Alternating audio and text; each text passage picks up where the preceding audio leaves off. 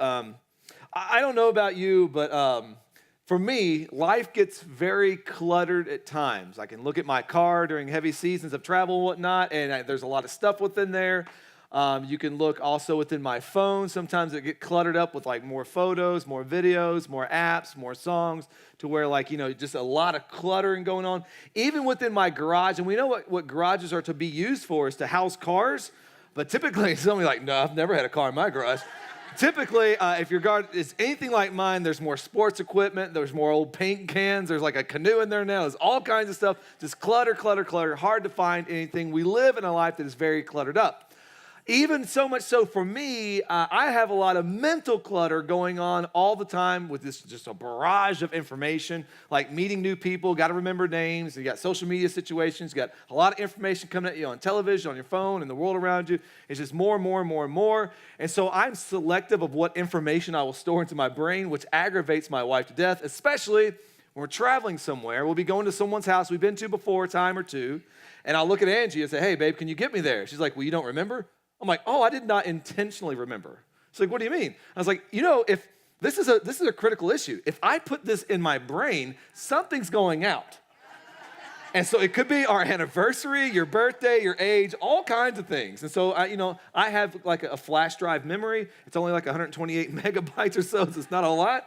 But regardless, we probably would all agree, have a lot of mental clutter and whatnot. And what can happen with that is our lives our mind gets so cluttered that we can lose sight of what's really, really important or lose sight of really, really good memories. And just this week, I had this happen. I was talking to my older daughter. She's an adult now. And we were talking about just something going on. And she reminded me of something that I had totally forgot about that happened a long, long time ago. And it was like this sweet memory together. It was like, it was illuminated in my mind. It's like, yeah, I remember that. And that was amazing and awesome and whatnot. But it kind of had gotten lost in the shuffle. Paul's going to address that today. See, we're going through this series as we've been walking through the book of 1 Corinthians, and we've called this series the Imperfect Church. And as we look at the whole book of 1 Corinthians, and I've asked you guys to be reading this along with me, is that we see that they are a very imperfect church. They've got a lot of situations going on there within their people group. And we do as well. They're not alone in that. We are an imperfect church as well. But the good news is we have this perfect Jesus, and he gathers together imperfect people and puts them on his mission for his glory and for our good as well. And so, yes, the church is a very imperfect place. The church is a very flawed people, but yet we are loved deeply by Jesus. Now, last week, Paul he kind of starts in on them.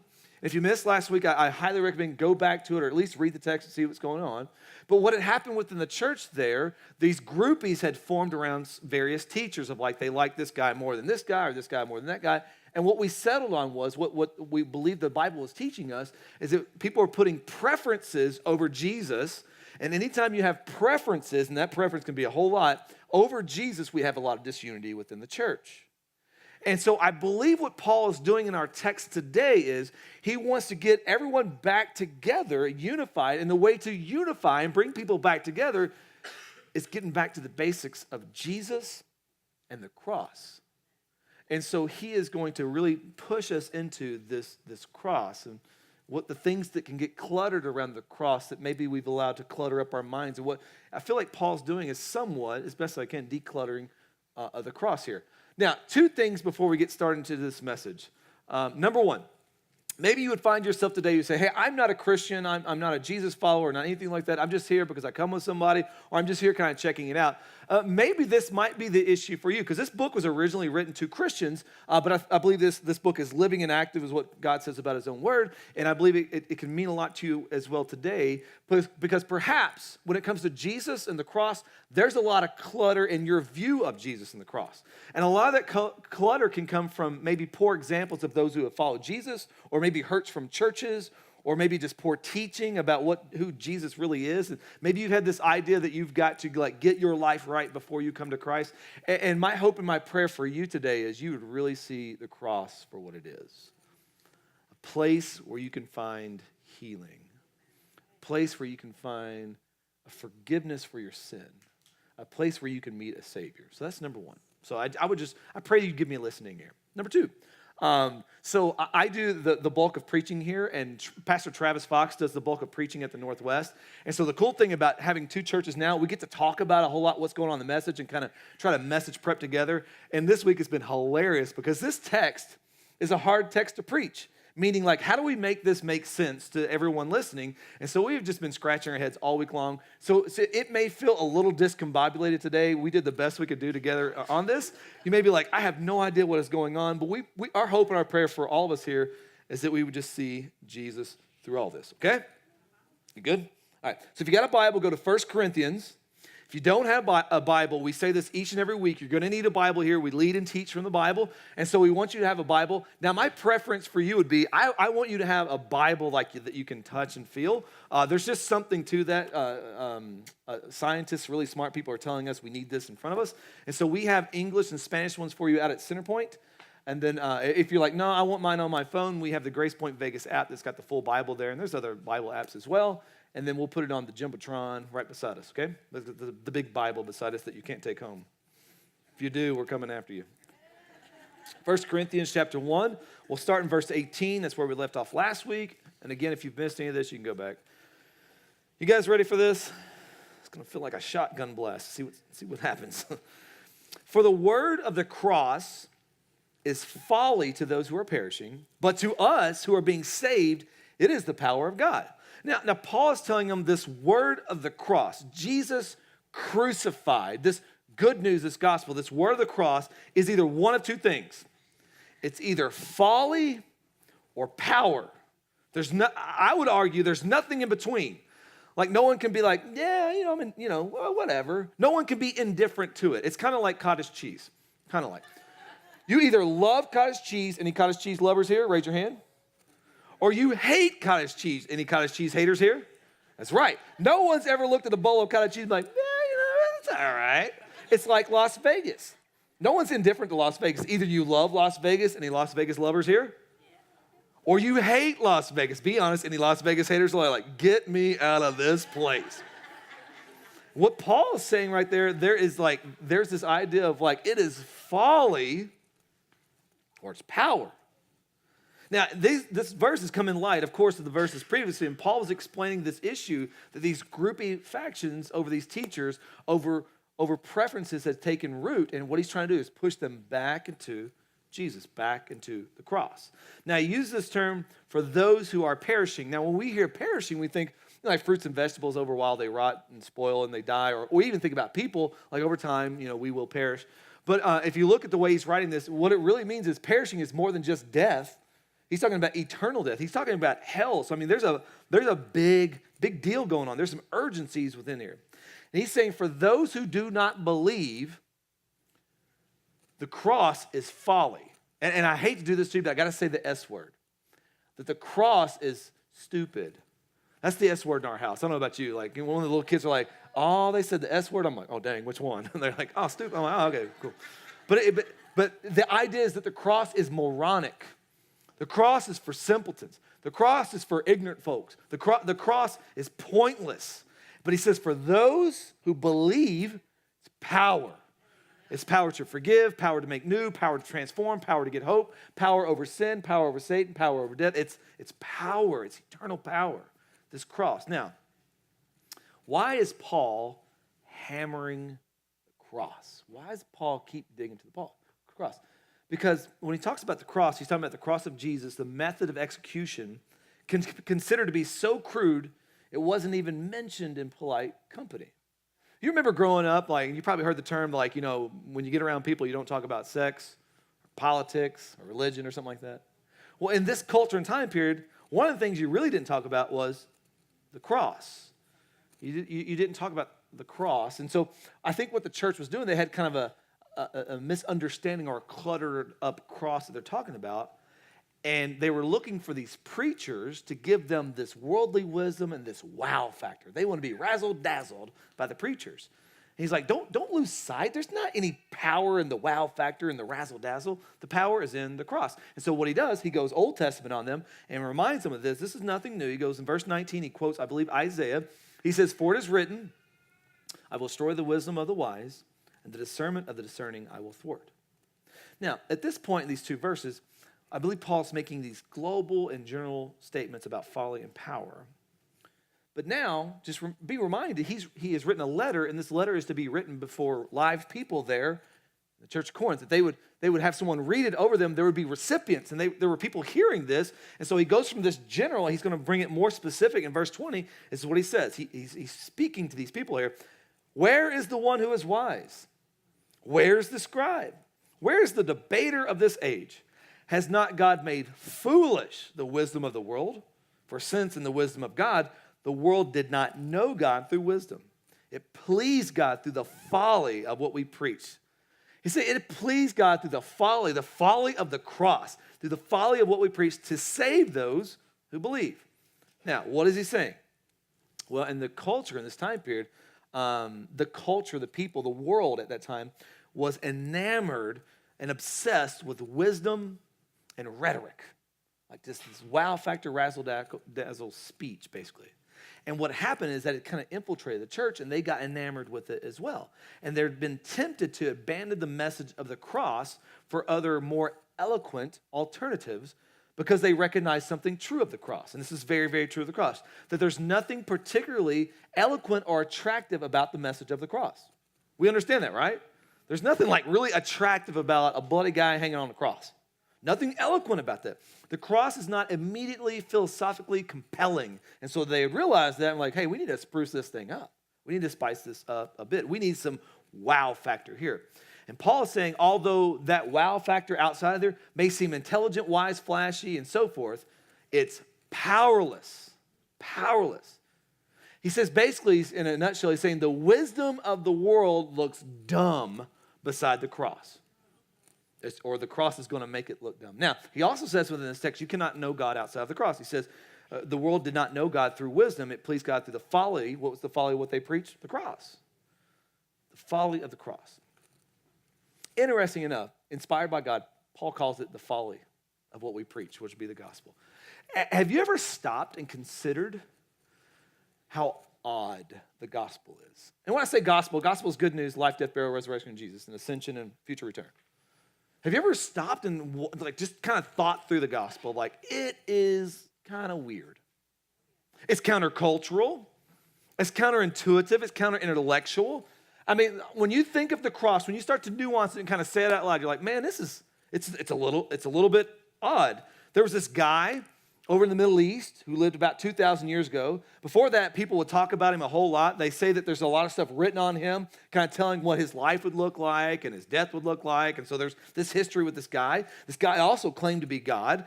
He died as a criminal on a Roman cross. The people around him said he came back 3 days later. And for 40 days, over 500 people saw him alive again. But he was dead for 3 days. Saw him alive again. And then they say that basically he kind of floated up into the air like a little child's balloon that had been let go. But then he promises that one day he will come back on a horse in the sky. Have you thought through this gospel? And that if you believe him and submit to him and trust him with your entire life, he will forgive your sins. You will obtain his righteousness, his perfect record, and you'll be with him in bliss forever. Is it just me? Do you hear it? It's odd. It's odd. Our only hope for life and joy and peace is a bloody, naked man hanging on a cross claiming to be God. See, you would assume like the modern mind could blow holes in that all day long. It's ludicrous, ridiculous. How do you believe this? Paul says that's what we believe. It may seem foolish to the world out there, but it is the wisdom of God. It is the power of God. Now, I'll put my cards on the table. That's what I believe. I mean, there's a lot more to extrapolate within that for sure, but there's a way to clean that up for sure, but that's what I believe. Now, not only is it difficult for the modern person now to believe that or even to make sense of that, that's the problem they had back then. Look at what he says in verse 22. He says, well, the Jews, they demand signs. The Greeks, they seek wisdom. And so he basically sets these two people out there, the crucified Jesus. Now, you got to always put Jesus on the cross in this context right here, because that's what Paul's getting at. He says the crucified Jesus was offensive to the unbelieving Jew and nonsensical to the unbelieving Greek. Offensive and nonsensical. Now, he starts with the Jews. The Jews demand signs. signs, what they wanted God on their terms. They wanted God to meet all their demands and all their expectations first. And what I'm going to say now is, this is where it might get a little tricky. What I'm saying is these are the things that will begin to clutter our view of the cross. We start to see their view of the cross become cluttered, and probably ours as well. I mean, the Jews of that time, they had heard about this one to come. He was the Messiah. Messiah means the Christ. He is the anointed one, the one who will come and set things right, the one who will come and be the eternal king forever. And so for all the Old Testament, they've been hearing about this one to come, and they had developed over time, I'm sure, their own expectations and their own demands of how he will come and what it'll look like. And so they're waiting on the one to come. And then they finally get word that Jesus is the Messiah, Jesus is the Christ. And like, finally, but then Jesus goes, willingly dies on the cross. And that's a tough pill to swallow, especially a Jewish person knowing their Old Testament. Well, why is that? Well, look at their history. Deuteronomy 21, back in the Old Testament, says this. And if a man has committed a crime punishable by death, and he is put to death, and you hang him on a tree, which would be like a cross, his body shall not remain all night on the tree, but you shall bury him the same day. For a hanged man is what? Cursed by who? So in their minds, like, whoa. This can't be the Messiah because he's hanging on a tree. And that's not the way we thought he would come. We thought he'd come as this reigning king. We thought he would come to overthrow the Roman Empire. We thought he would do all these things. And now we have this cursed guy by God because he's hung on a tree. How could our Messiah be crucified? Now, I think if you read, Psalms 22 and some Isaiah 53 and 55, like you can see a lot of the leanings of like how this is going to go down. But that's the idea of some non-believing Jews there. Is like this, there's no way. It's not what we expected. That's not what we demanded that he would come and overthrow. We demanded he would come and put us back on top over the Romans, not that we would be on the bottom and now if we were trust him, we're on the run. No. That's not what we... But we do this with expectations and demands, don't we, as well? And I'm going to say that's probably some of our clutter as well. It's expectations and demands. Like we want to be in the driver's seat when it comes to God, and we want to put our expectations out there and our demands out there. God, I will follow you, and I will do everything you say if you help me pass this test I didn't study for. God, I will give you my life if you can put my marriage back together again. God, if I could just have this promotion, if I can just get on this next ladder rung, if I can get this next stripe star or whatever that is, or get this assignment, then I promise this time I'll surrender everything to you. God, if you can heal me of this cancer, God, if you can bring that loved one back, God, if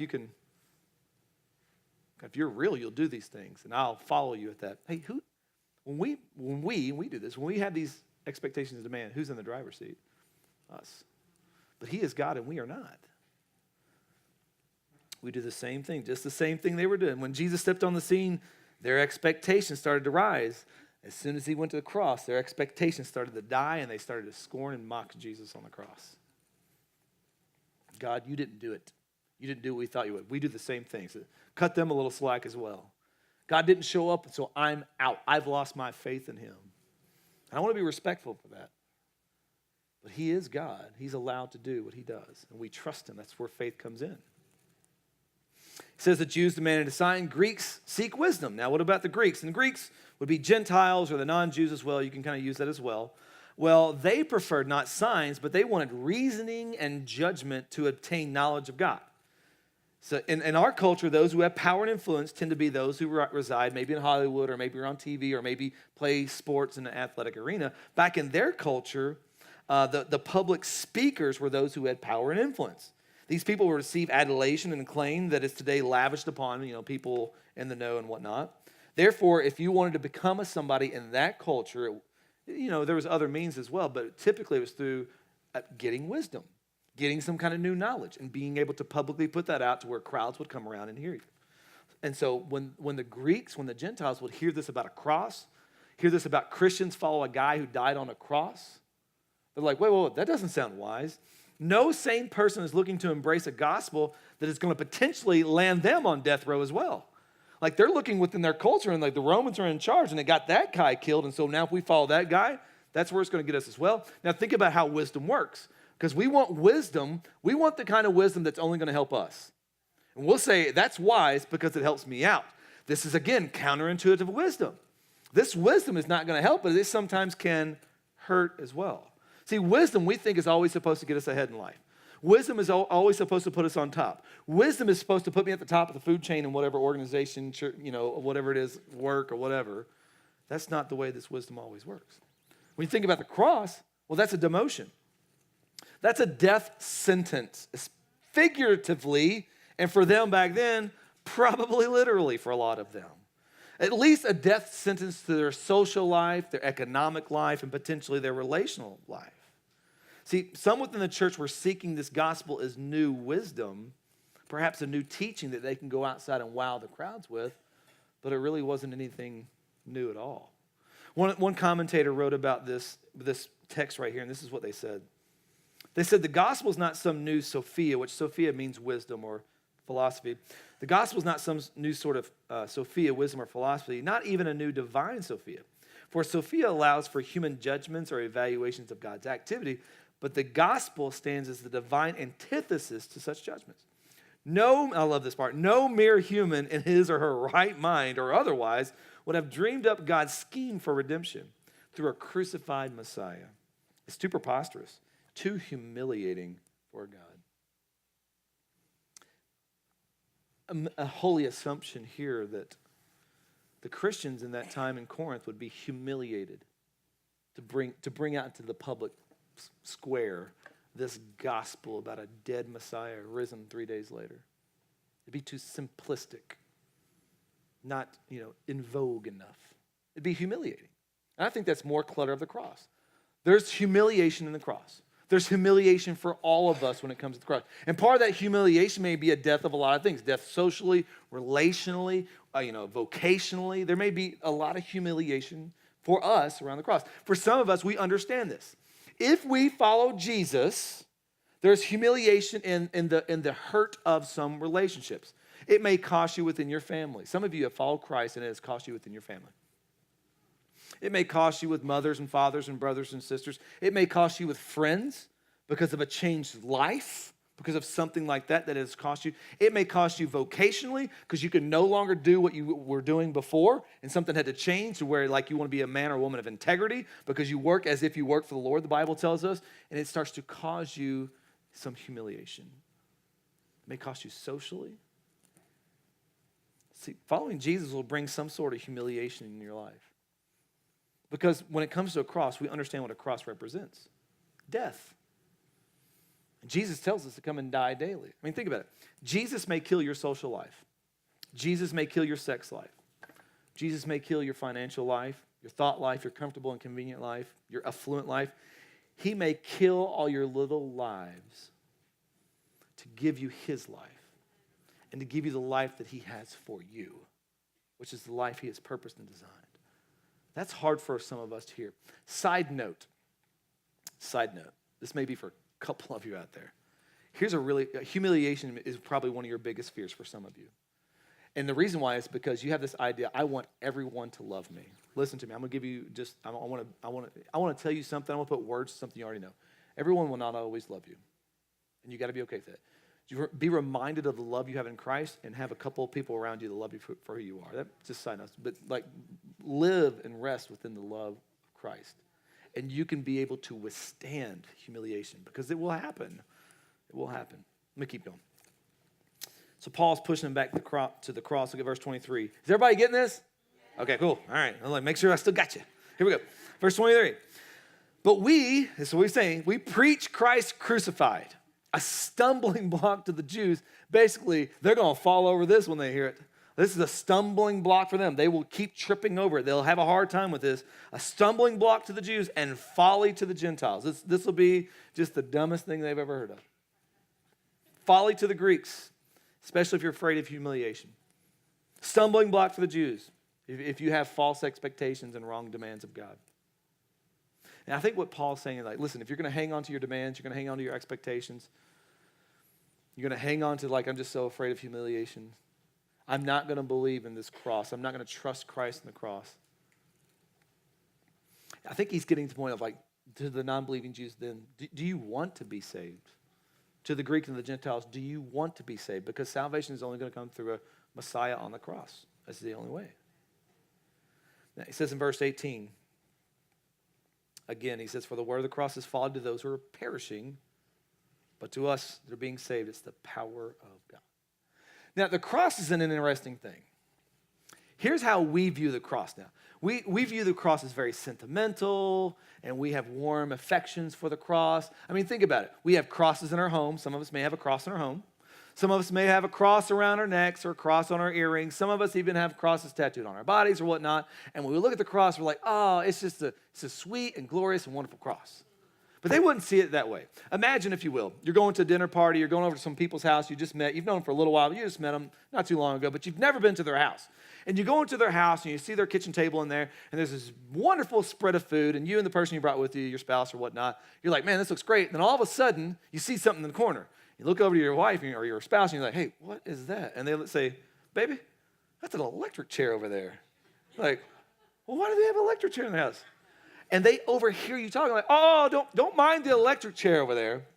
Oh, we love the electric chair in this house. We're electric chair people. Oh, the wonderful electric chair. I mean, like, that old rugged electric chair. I mean, whatever it is. And we look at them like, there's no power in that. We hope there's no power to that, but there's no power. It's just, and like in our 2018 sensibilities, like that's ludicrous. Why do you have an execution device in your house? So if they had a time machine, a DeLorean that would go about 88 miles an hour back at Corinth Church to get to us, and they come into our houses or look around their necks or see tattooed on our bodies, they would probably be appalled. Like, what? Why? And I'm not saying don't do that. I'm just, well, why do you have this execution device up in your house? It makes no. See, we have to understand this perspective that they would never see the cross as positive, as heartwarming, inspiring. No, it's just death. This cruel form of torture until you die. That's the only way they would see the cross. And so I would assume for them, they would prefer anything but the cross. Anything but the cross. But you have to come to God on his terms. C.S. Lewis is a wordsmith. If you ever get a chance to read something, he's good. He says this, and I think it's fitting, maybe not, we'll see. He says, it is hardly complimentary to God that we should choose him as an alternative to hell. Like, we're not complimenting God over that. Yet he even accepts this. The creature's illusion of self-sufficiency must, for the creature's sake, be shattered. And by trouble or fear of trouble on earth, by crude fear of the eternal flame, God shatters it. Unmindful of its glories. I call this divine humility because it's a poor thing to strike our colors to God when the ship is going down under us, a poor thing to come to him at the last resort, to offer up our own when it is no longer worth keeping. The idea is the boat is sinking and like, well, I want you, God. And like, that's okay. If God were proud, he would hardly have us on such terms. But he is not proud. He stoops to conquer. What a great phrasing for the cross. God stoops to the cross in order to conquer sin, Satan, and death. He stoops to conquer. He would have us, even though we've shown we would prefer everything else to him. And we come to him because there's nothing better now to be had. It's this cross. He said, but to those who are called, both Jews, verse 24, both Jews and Greeks, Christ, the power of God and the wisdom of God. He's saying, oh, that looks shiny out there, and that looks wise, and it looks amazing and intellectual and signs and whatnot. But the power of God is in the cross. The power of God is Jesus Christ. The wisdom of God is Jesus Christ. Verse 25, for the foolishness of God is wiser than men. The weakness of God is stronger than men. You can't out-stronghold God, and you can't out-think God. That's what he's saying. He said, even if there was foolishness, and even if there was weakness of God, like our strongest and our smartest, pale in comparison. Pale. He keeps drilling this. I love this. In verse 26, he says, for consider your calling. Now remember, this is being read over a church, and he's basically telling the people, like, look at yourself. Consider your calling. And he says, brothers, because you'll notice over just, this first chapter, he said brothers many times. He's wanted to remind them that we're family together. If we're in Christ, we're family together, because as this letter progresses, there's going to be even harder things. He says, for consider your calling, brothers. So now he's telling them to look at yourself. So listen, I can imagine, I had to like picture this in my mind. Someone unrolling this letter from Paul and read it, and here's what they're hearing. Not many of you were wise according to worldly standards. And someone like, I'm not that wise. I can see that. Not many of you were powerful. Yeah, true. Not many of you were noble birth. Okay, yeah. I can see them like, oh yeah, Paul's right. Paul's right. Not many of us were this. Paul's saying, look around at yourself. This is who Christ saves. People who come to him with nothing. That's who he saves. Now, you have to understand a bit of the culture there to get why he's nuancing this.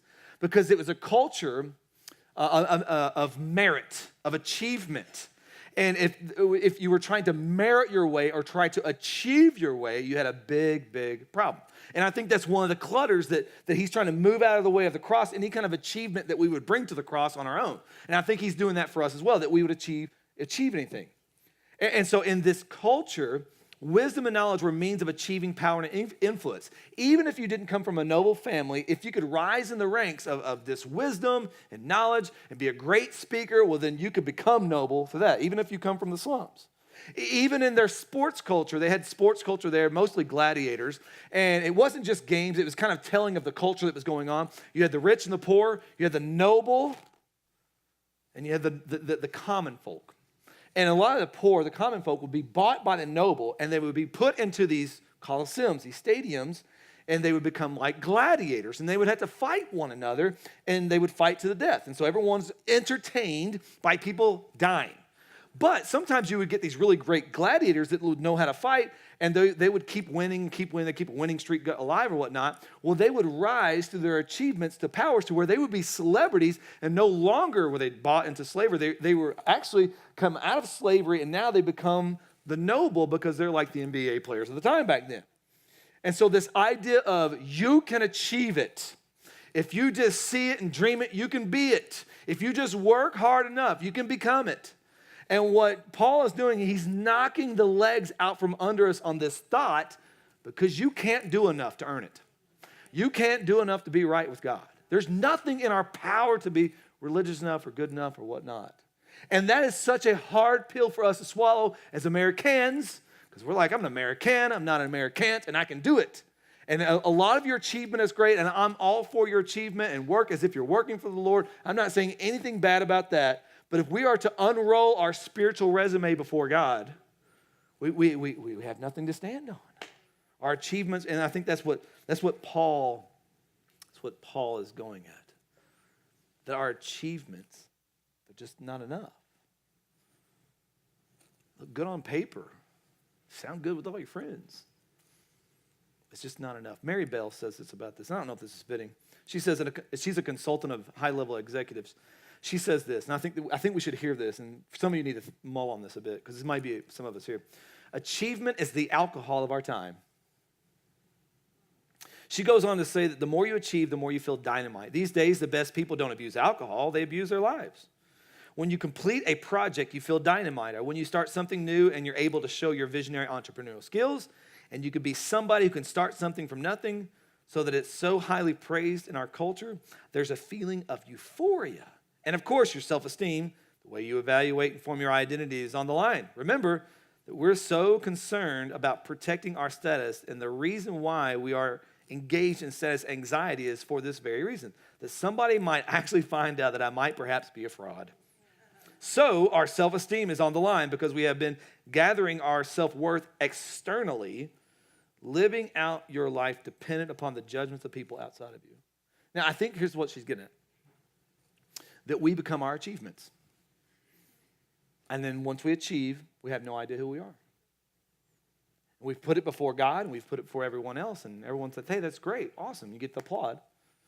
But then who am I? I've got to go achieve more, and I've got to achieve more. And it's like a dog chasing a car. What do you do when you catch it? And so all these achievements are great. They can become addictive because we're trying to get our identity externally, and God gives us our identity through Christ. And so we have to watch out that our achievements, I think that's what he's talking about here. We have to watch out for the person. But then, in that culture too, they had the way they would class people, they had somebodies and nobodies. And so when we do have achievement, it brings on even more clutter, the clutter of power. And power can be a massive clutter. Because that's what Paul's talking to people that were in these power struggles of who's the most powerful? Who's got the most power here? Look at verse 26. He said, consider your calling, brothers. Not many of you are wise according to worldly standards. Not many were powerful. Wisdom, status, what you're known for in that culture was power. And even the way they saw their hero system was a powerful thing. In that culture, humility was terrible. No one had humility. No one was needed to be other-centric. That's why you got to see, this gospel is just so foreign to them. Like in their hero culture of power, you had to be strong. You had to be boastful.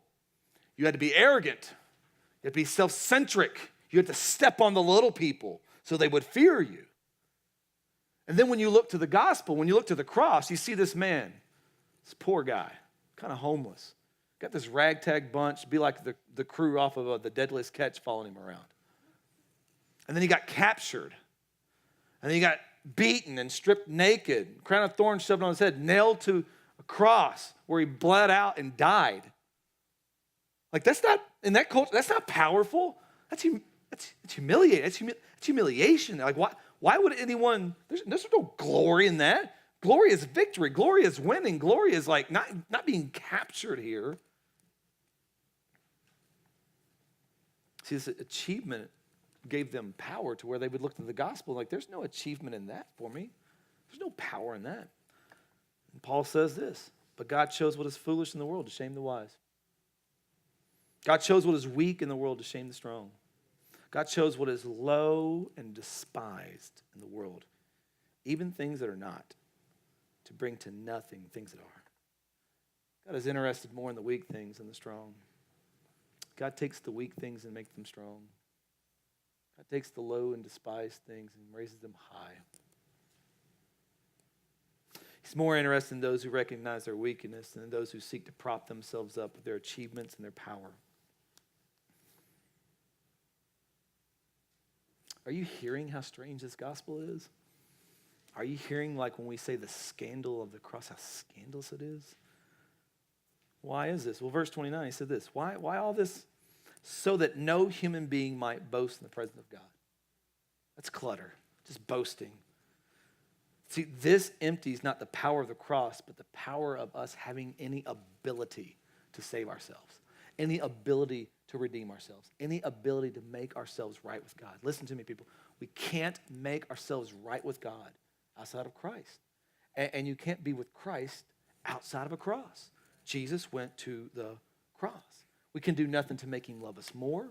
We can do nothing to make him accept us more. We can't work for it. We can't earn it. We can't be good enough. Some of you, and I would just say this respectfully, some of you probably do not follow Jesus because something going on in your life, and you would say, well, I don't follow Jesus because I have this going on in my life, and I need to clean myself up before I come to God.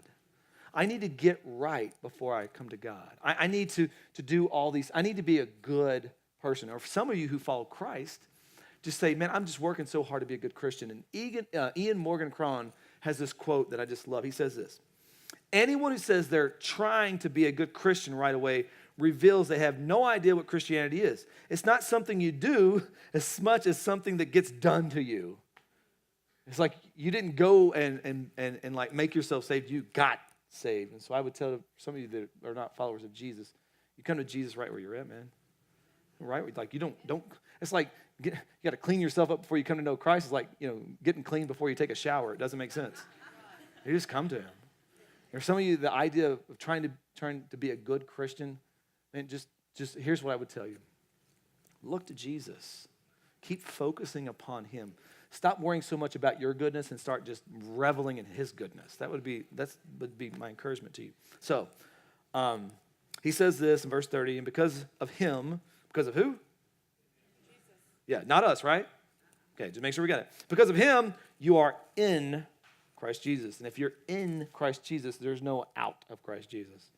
Who became to us wisdom from God. Jesus is wisdom of God. Righteousness, he is our righteousness. Sanctification, he is the one making us new in him. And redemption, he is the one that has saved us and will see us through.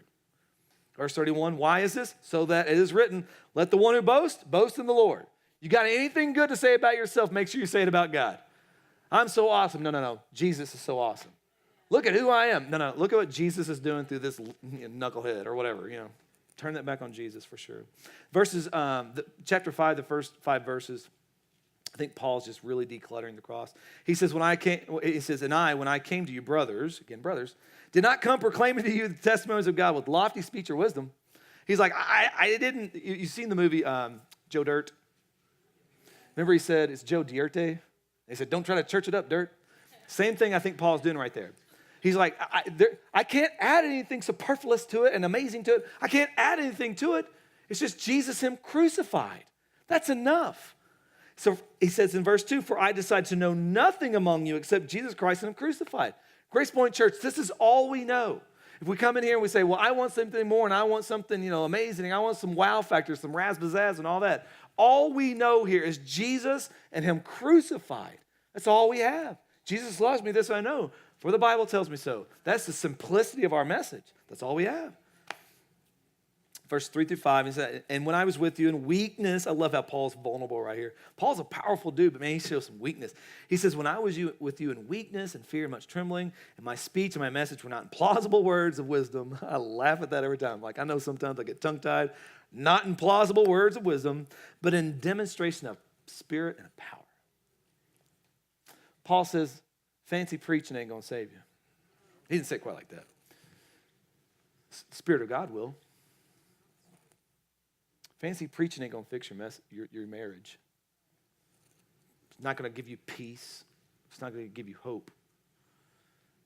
A risen Savior come down off a cross? Yeah. Spirit of God working in his people? Yeah. Spirit of unity in us? Yeah. Yeah, that's where the power's at. He says this, so that your faith might not rest in the wisdom of men, but in the power of God. Perhaps we've allowed some clutter to skew our view of the cross. Maybe within this text here, you can see that. Maybe you have had some false expectations and demands on God that yeah, I don't want anything to do with that, or I'm just kind of walking away. I'm just kind of indifferent to that. Maybe we have the right expectation and no demands upon God because God is who God is. And maybe we trust him. We trust his ways because he is good. Maybe for some of us, like the humiliation factor of following Jesus has either caused us to not follow Jesus or to be very reserved at following Jesus. Why don't we rest in his love that he was humiliated on a cross? And maybe we just relate within that of like, it's going to be okay. It's going to be okay. Maybe that's clouded your view of the cross. Achievement, power, boasting. Maybe there's some of those things like we're trying to take something to the cross with us. Can I just be honest? The only thing on our spiritual resumes that we have that we took to the cross with us is our sin. I mean, I don't want to brag about that. Like, look at all the dumb things I did in my life. You're like, look at me, God. Woo. No. Like, God, you brought me 98% of the way. I brought my 2%. Nope. I brought nothing but my sin with me. You brought nothing. Your inability to save yourselves, we all brought that to the cross with us. And so may our boasting be in the Lord. There is just something. That's why I'm not a high application preacher. Like, here's 5 things you should do. I'm not that. There's just something about marveling in the cross of Christ. There's just something about gazing into the cross of Christ to where you begin to see beauty. And I believe that's what's really going to transform lives. David Brainerd said it like this: I never got away from Jesus and him crucified. I found that when my people were gripped by this great evangelical doctrine of Christ and him crucified, I had no need to give them instructions about morality. There's just something about looking to Jesus starts to transform lives. I found this video. It may be helpful, maybe like, oh, whatever. But it's of a guy who is seeing something for the first time, or he's re-seeing something. You can apply it as well. And his just response to that. And I think there's a response like just seeing an uncluttered cross for what it really is, Jesus crucified for us. So I want you guys to check out this video. I'll pray, and then we'll go to the Lord's table together.